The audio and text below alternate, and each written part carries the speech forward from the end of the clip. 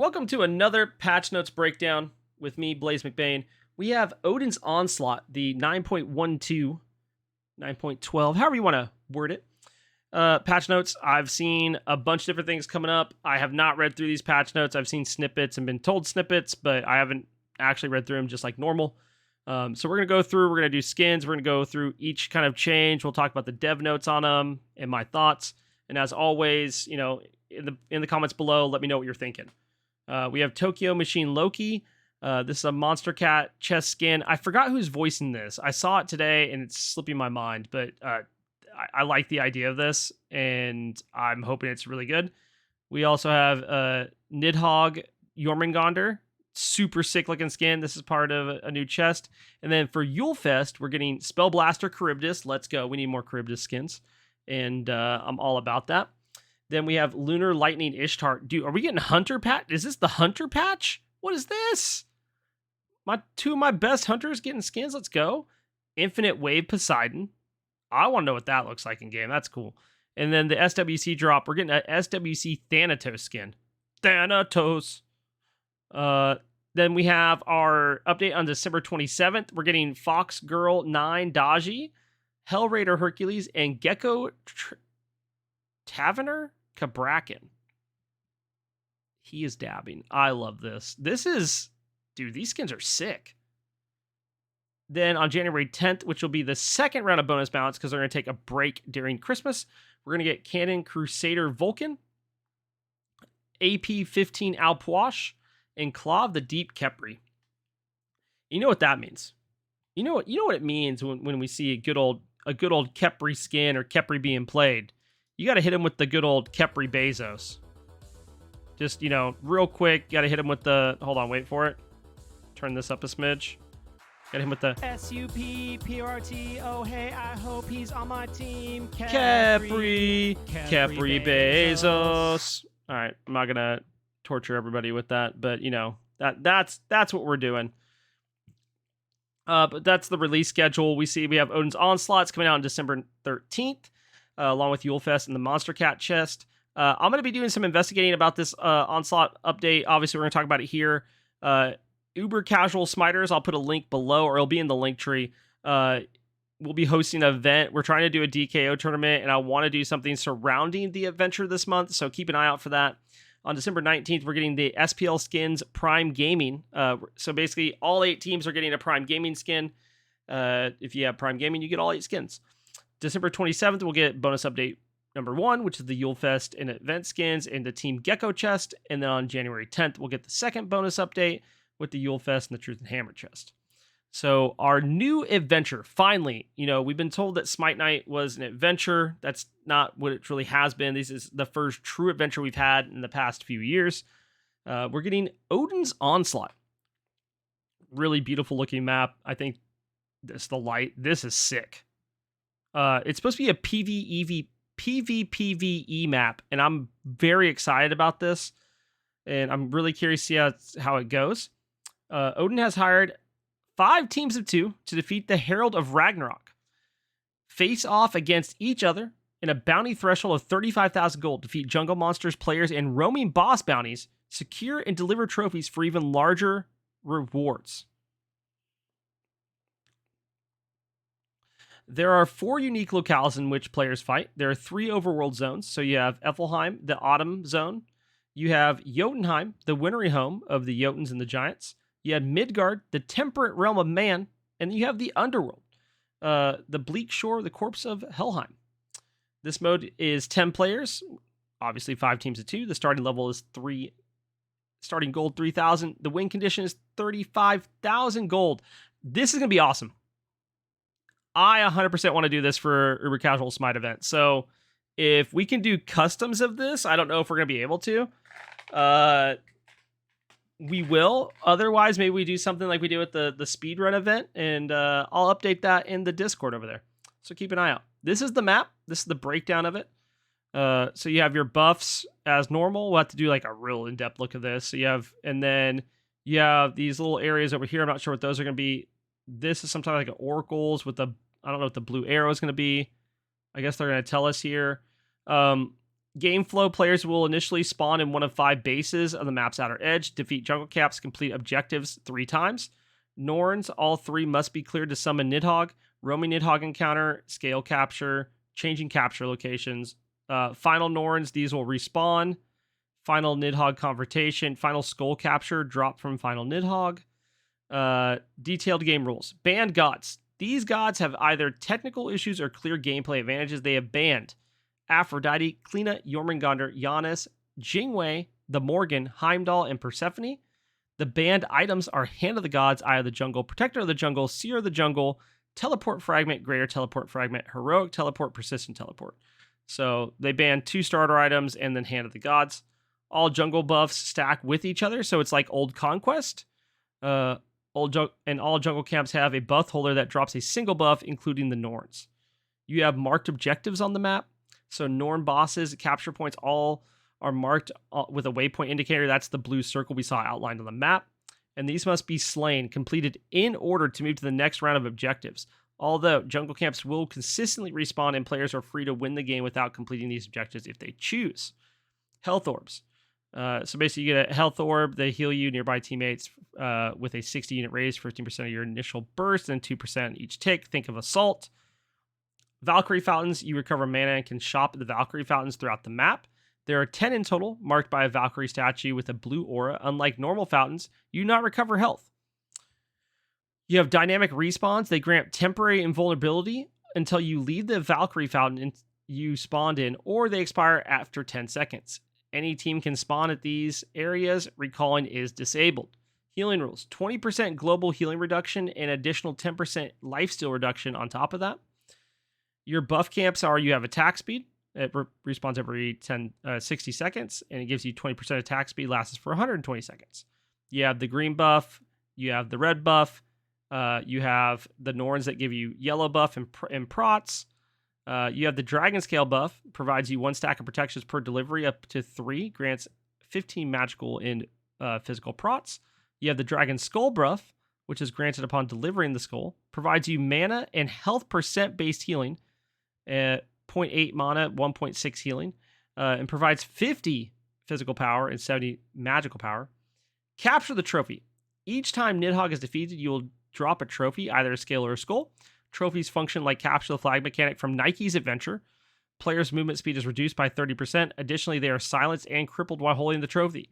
Trophy can be dropped by pressing the Relic 1 key or button, and dropping a trophy will place a 3-second cooldown on you, preventing you from picking it back up immediately. Deliver the trophy for the outermost Valkyrie fountains while you'll be marked on waypoints on the map. Crossing the magical threshold in the fountain will be capture the trophy.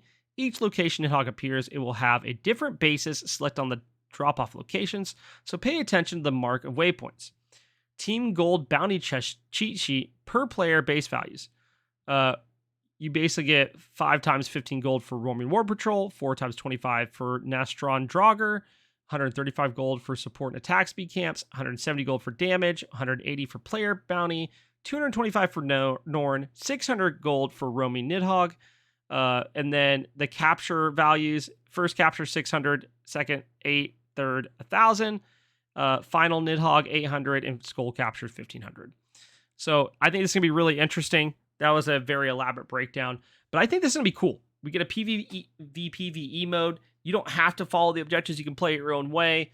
I'm curious to see if we're gonna be able to do customs of this, if not. But I think this is a really cool adventure being added to the map. They obviously took ideas from old adventures and used them, like Nike's Adventure. But we also are getting elements from all the other game modes. So I think this is really exciting. And then for Yule Fest, we already talked about those rewards that you'll be seeing. It's going to be a direct purchase like normal. You'll get the gift tokens that you can give out to your friends.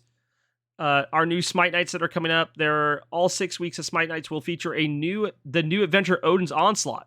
Oh, so the Smite Night is Odin's Onslaught all the time. There is no special queue. Just play the adventure as you would usually on a Saturday to earn additional rewards. Awesome. So week 1, we get an adventure loading screen and a booster. Week 2, we get a pick your own god chest, Smite Night avatar chest. Week 3, Smite Night emote and cosmetic chest. Week 4, Odyssey Soaring Isles bonus chest and a Smite Night voice pack chest. Week 5, pick your own god and Smite Night avatar chest. Week 6, Smite Knight voice pack and 3-day account booster. Milestones. If you reach those, you get the Nidhogg Fire global emote and a Smite Knight chest. So a few unique ones, but more of just the usual. If you're not a whale like I am, these chests are awesome for you. We got some bug fixes on the PS4 and PS5 here. We got some localization fixes, along with fixes for Persephone, Maui, Kerberos, Chang'e, and Yamoja. And then items being fixed are Gilded Arrow, Rangda's Mask, and Mana Core spikes. So yay for that. Balancing live with 9.12 update December 13th. Obviously, we have the new game mode. There is another new thing along with this called Unlimited Conquest. This will be an experimental mode running for 1 week, December 13th through the 20th. Ranked jousts will temporarily be disabled during this experiment. This queue will be ranked conquest, but allow for players to play in parties of any size. This queue will inherit your ranked conquest progress and reward TP and MMR toward future ranked conquest matches played in the solo or duo queue. This queue will be on a especially long timer, expected to only fire 3 times per day, so plan accordingly, roughly at 10 a.m., 6 p.m., and 2 a.m. Eastern. I am super excited about this. That means you can do solo queues, you can do 5-man queues, and anything in between. I think this is an awesome change. We've seen kind of what League's been doing with different ranked ideas and how they have like the super ranked queue and things like that. I think this is cool. I think to be able to play ranked with your friends is awesome.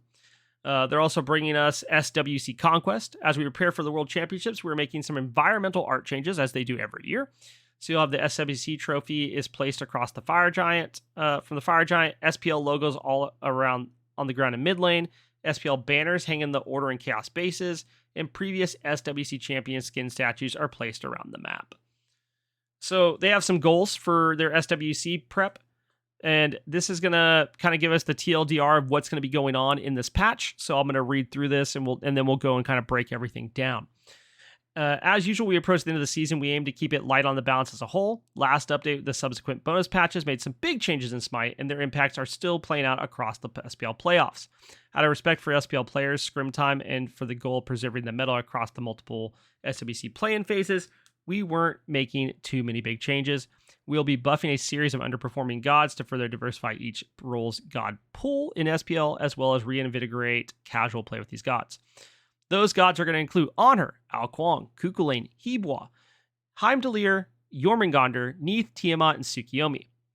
We're also going to see a warrior jungle nerf. After, if you didn't watch this past weekend of SPL, Osiris was kind of popping off. So we're going to see some changes here. This change could have significant impact on the SPL meta, but it was one that felt like it was worth pursuing. It affects a small subset of gods, but Mana Conceptor has continually been the factor that enables warriors, often built especially tanking, to become some of the top junglers. So they're nerfing Mana Conceptor.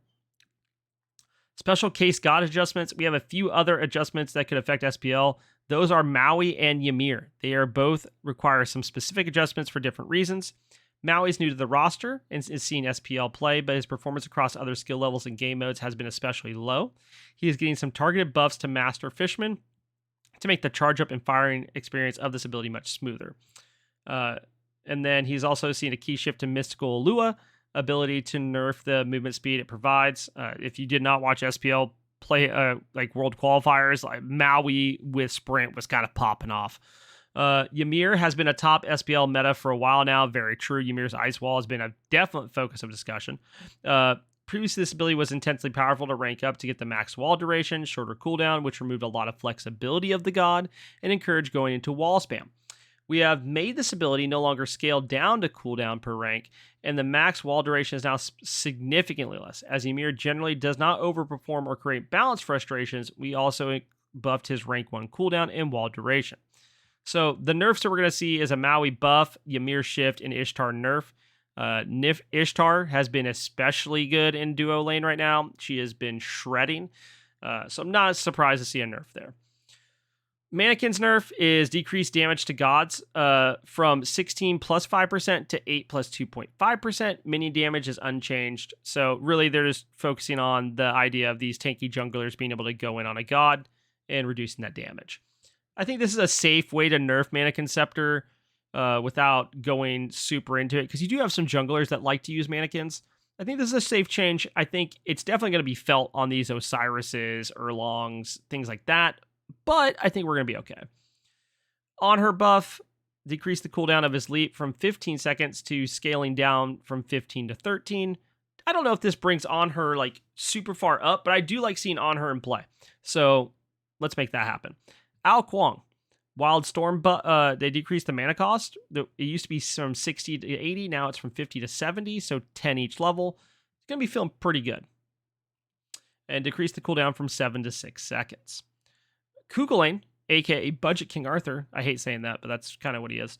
Barb Spear Ground Slam, they increased the base damage on both forms from scaling from 65 to 305 to 75 to 315.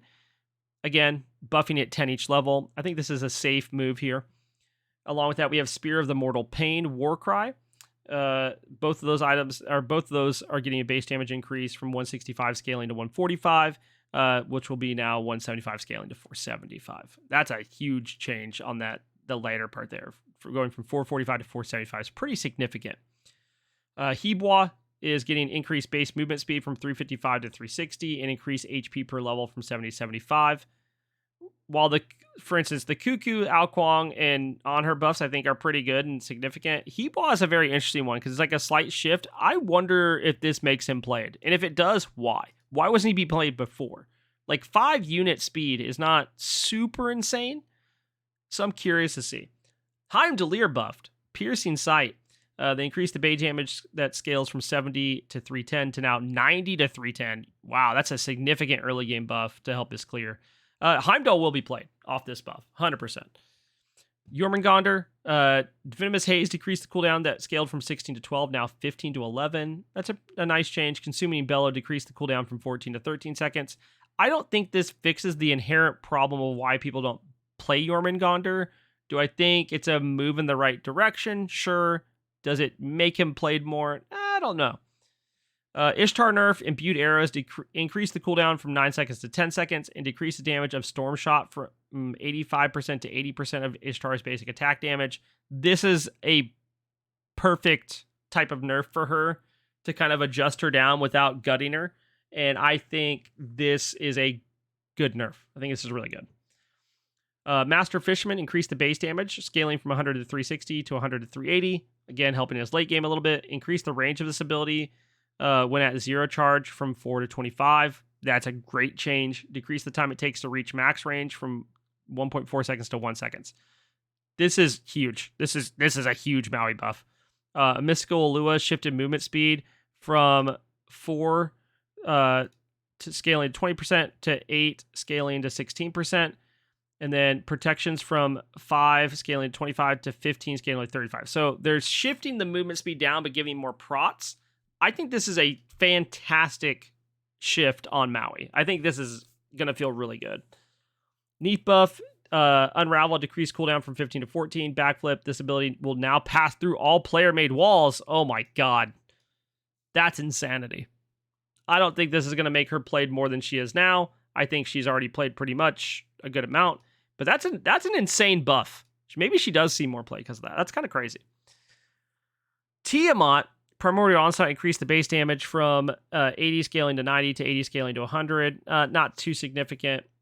Tsukiyomi buff, they're increasing base damage on the final hit from 50 to 270 to 60 to 280. Final hit damage scaling from 70 to 80%. This is going to feel good, but my issues with Tsukiyomi are more than this.